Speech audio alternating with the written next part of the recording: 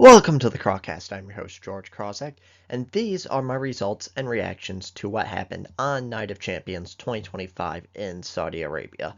First off, I want to say if you like this type of content, make sure to hit that subscribe button like it owes you money. And if you want to see my more immediate thoughts on things, make sure to follow me on Twitter at Crawcast. Now let's get started. And like I said before, I didn't think there was an issue of Iran attacking this event or any issue of safety and security, and it looked like that didn't happen, and everyone was all safe, and everything happened all good. So that's very good news. And so now let's get into this event.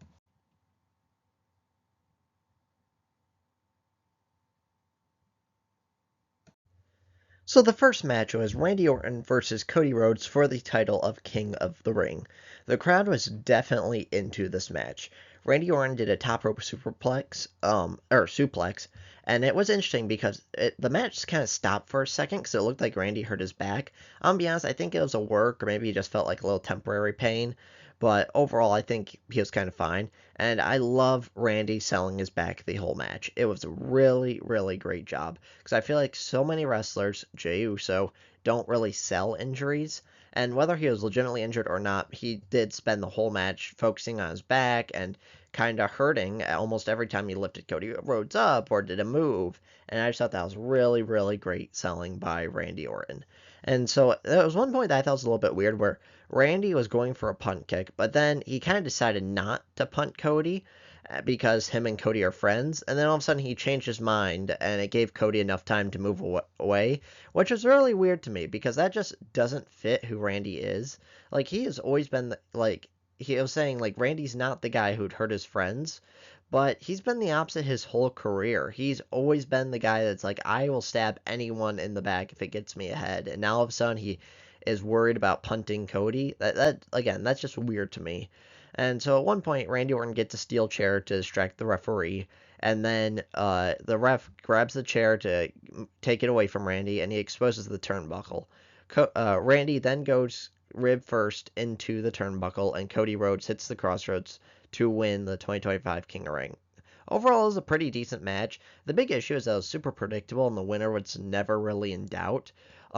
I liked how at the end, though, Cody did cut a promo both on CM Punk and John Cena, because it is interesting. Everyone keeps saying Cody is going to face Cena at SummerSlam, and yes, almost nobody thought CM Punk was going to win tonight, but in storyline, you do have to say it is a possibility that it could be Cody Punk instead of Cody Cena. So I like that Cody was kind of playing into it, like saying, well, it doesn't automatically mean I'm facing Cena at SummerSlam. I could be facing Punk. So I really liked that bit, and I thought that was really well done.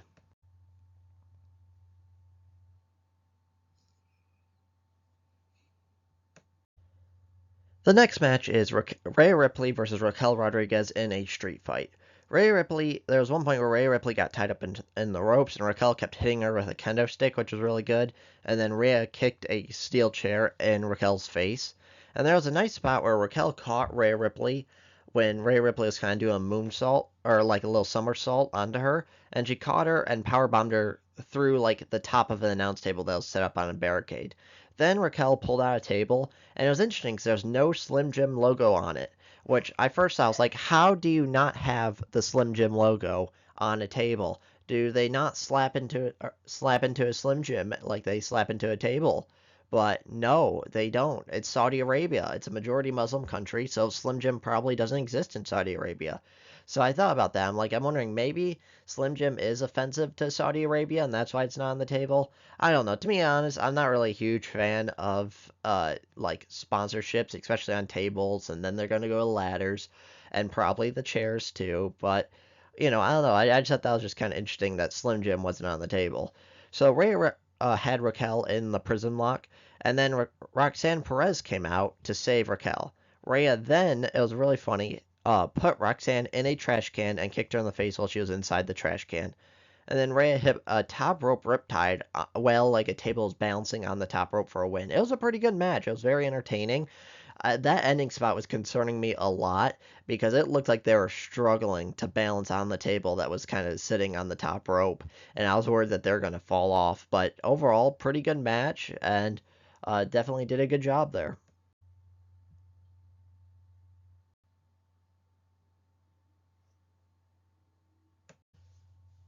So the next match is Sami Zayn versus Karrion Kross.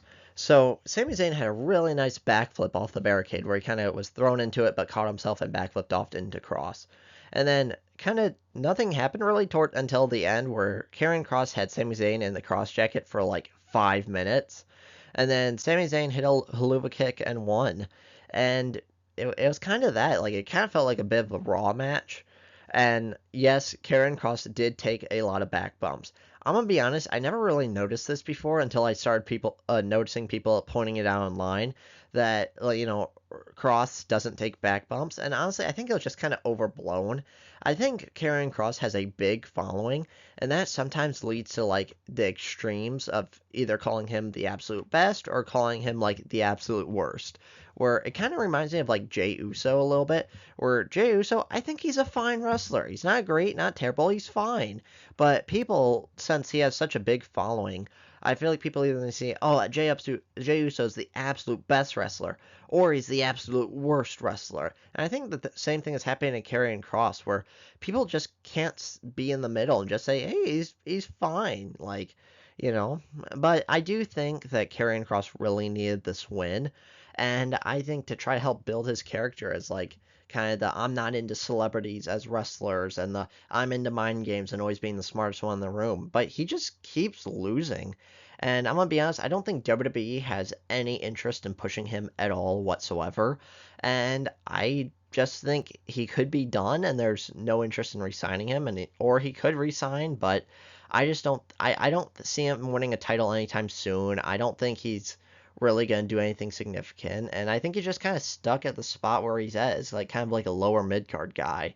And I think it is unfortunate because I do think he has potential and can be a great character, but I think he's just stuck at where he's at.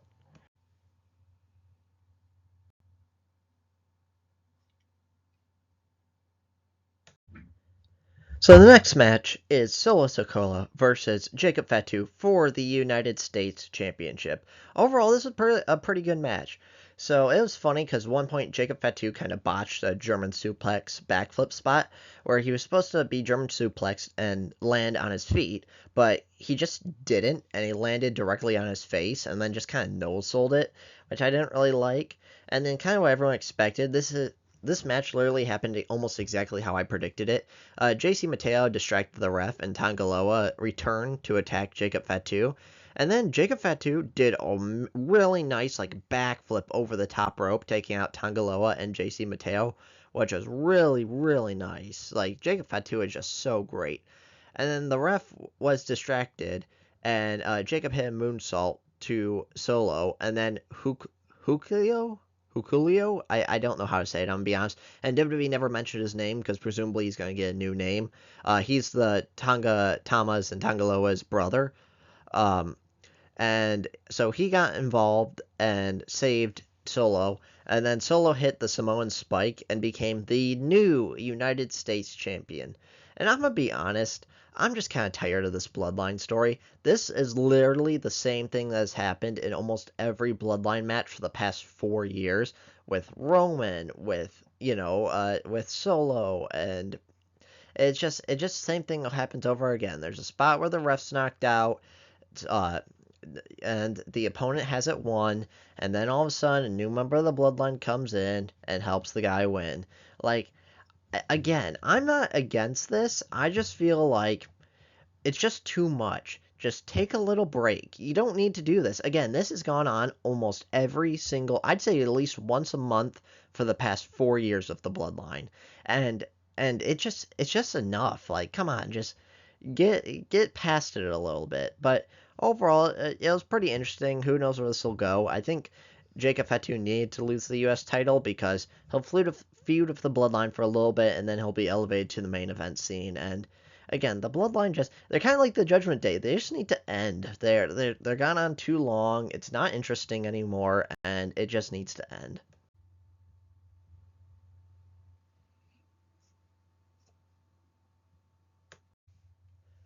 The next match is Asuka versus Jade Cargill for the title of Queen of the Ring.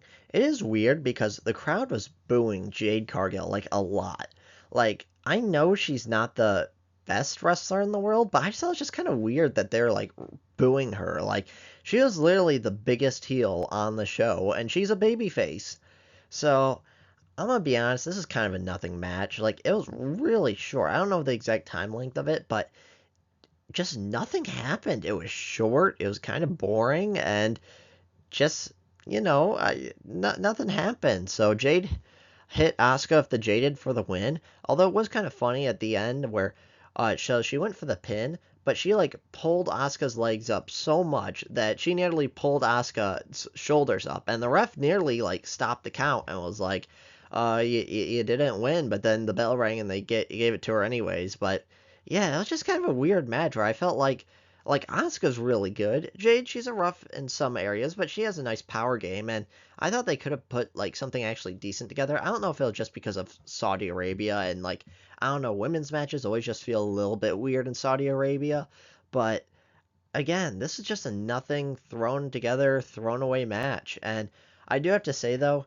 Triple H has ruined weather events for me because whenever I hear the word storm or Jade saying, "Oh, there's a storm coming," it always reminds me of SummerSlam, Brock Lesnar versus Triple H, where they're like, "This is the perfect storm, and here's a storm coming, and it's perfect," and that they just kept saying the words "perfect storm" like a million times leading up to that SummerSlam match. So I just feel like I don't want to hear that again in WWE. But overall, again, this match just felt out of place, felt weird. I don't know what was wrong. Like all I can think is maybe Asuka like injured herself again during the match, but I don't know. It was just weird.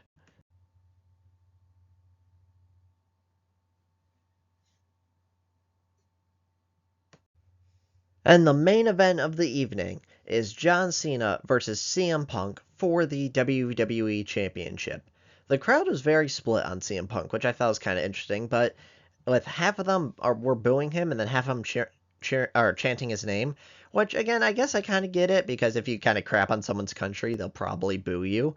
And it was interesting because at one point, Cena hit 3 AAs versus before hit Punk hit 1 GTS, which again, I thought was kind of interesting because it felt like Cena kind of dominated most of this match.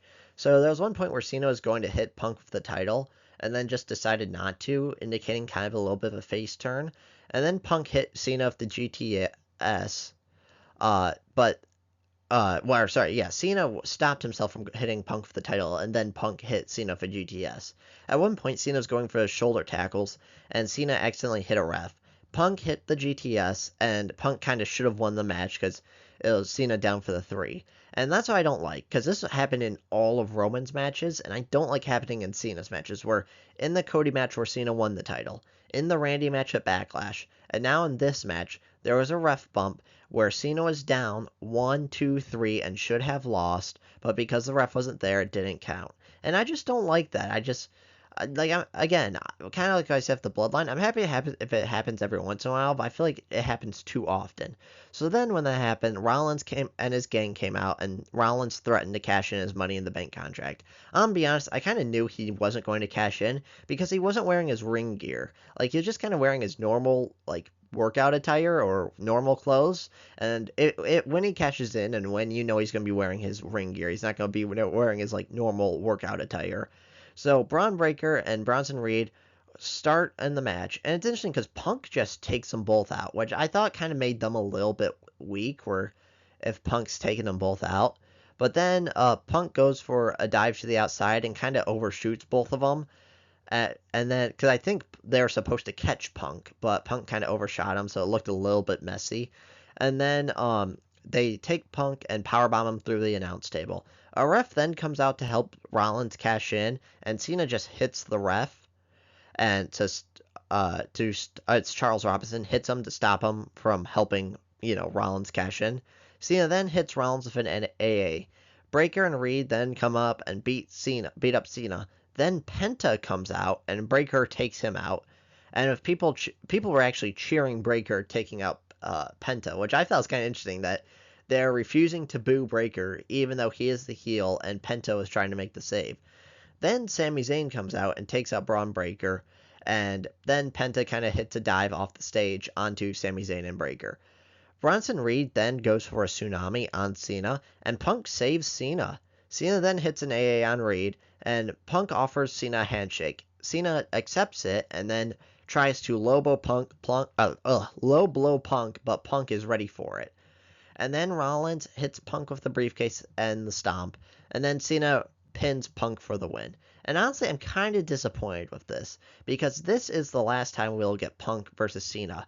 And instead of a decent wrestling match, we get overbooked nonsense. And keep in mind, I don't mind overbooking, and I don't have an issue with it. But I just feel like as important as a match and as important as a feud of Cena and Punk, because these two, their careers are forever linked with each other, and they're probably each other's greatest rivals. And I felt like their final match really should have meant something. And they should have gone out there, given it their all. And maybe it'll be Cena's final match versus Punk, or maybe Cena's final match will be against Cody. I really don't know who his final opponent will be. But I felt like as important as these two are for each other, they should have had something special instead of just kind of a run of the numbers match until there was a lot of interference. That's just my opinion on it. And then it was also interesting because of who got involved. I get it, War Games is a ways away. I believe it's in November, so we might forget all of this by the time that rolls around. But it seems like they could potentially be setting up Seth, Bronson Reed, Braun Breaker, and someone else versus Punk, Cena, Sammy, and Penta at War Games. I think could be potential. But overall, I thought this kind of was an okay event. I think a lot of the matches were very predictable. And, like, other than the solo Jacob match, I thought all of them were just kind of okay. Like, the Randy Orton one was, Cody match was decent. And the Rhea Ripley versus Raquel was decent. And all the other ones were just fine to not very good. But overall, let me know your thoughts on the event in the comments below. And if you like this type of content, make sure to hit that subscribe button like it owes you money. And if you want my more immediate thoughts on things, make sure to follow me on Twitter at Crawcast. And I'll see you on the next one.